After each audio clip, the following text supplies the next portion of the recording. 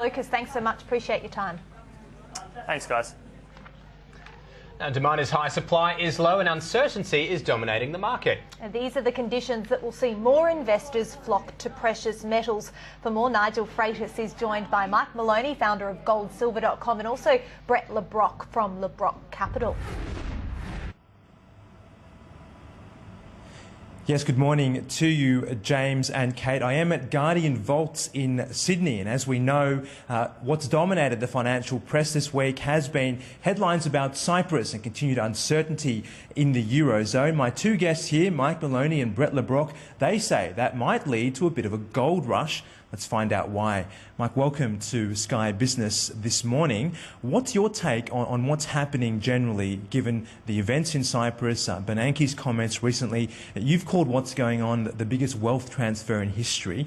What's your take generally? Well, you know, people are sort of outraged because they proposed taking 6% from accounts under 100,000 and 9% from accounts over 100,000. But what people don't realize is that the way central banks are set up, they target about a 3% inflation rate. That compounds out to 34% in a decade that they're confiscating of your wealth, every decade of your life. And so people are only outraged because this happens all at once, but they're basically doing the same thing every day.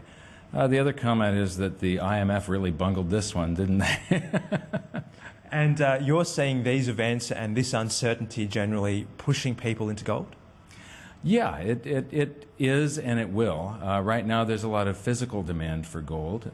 The paper gold, futures contracts, options and such, that sets the price of gold. But physical demand is increasing, so spreads are going up. There's a lot of big players taking big positions right now. Brett, I'll bring you in here. Given those comments, I'm still seeing a lot of caution out there in terms of people embracing gold. It seems to be a bit of a flood on the equities market at the moment. Why is that happening? I think the narrative out there is, since the FOMC minute meetings got released in January, there's been a lot of negative sentiment on gold and very much pro-equities. Now, what happened was, as Mike said, there's a lot of paper selling going on, not in the physical market, but in the paper markets. And what that's done is a lot of that money's flowed into equity markets and bond prices came off. But the biggest thing I have to say is that I don't compare gold with equity. I compare gold as money. So gold is paper money's natural competitor.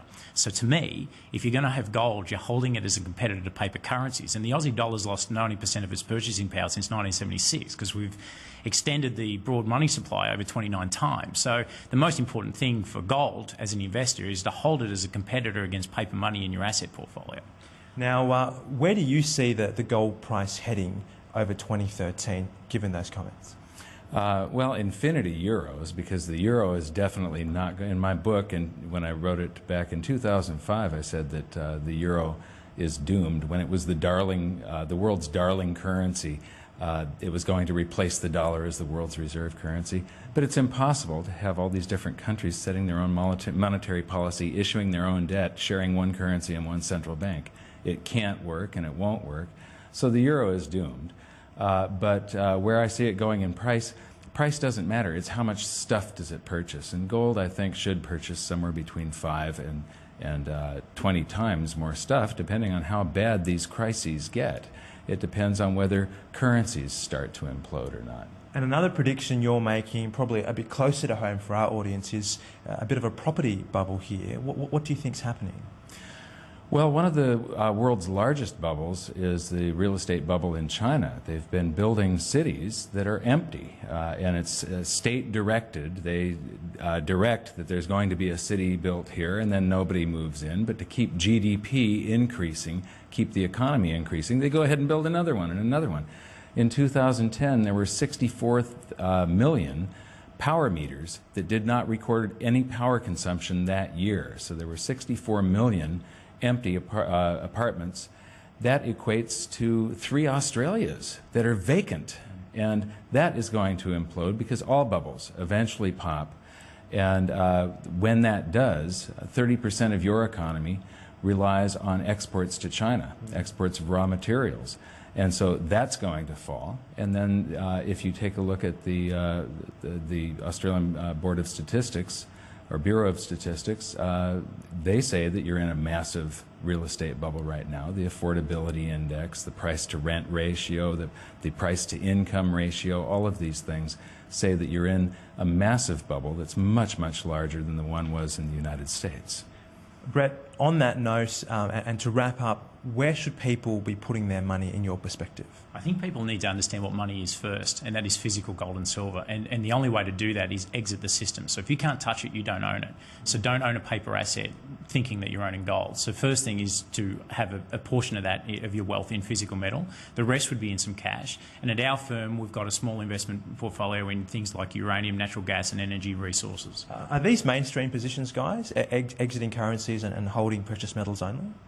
I think it's very much a contrarian view of what's really going on. Yeah, it's not a mainstream position, but it's a leading position. There's going to be more and more people jumping on board. You just want to be early, not late. All right, we'll wait and see what happens. Thanks for your time today. Thanks, Nigel.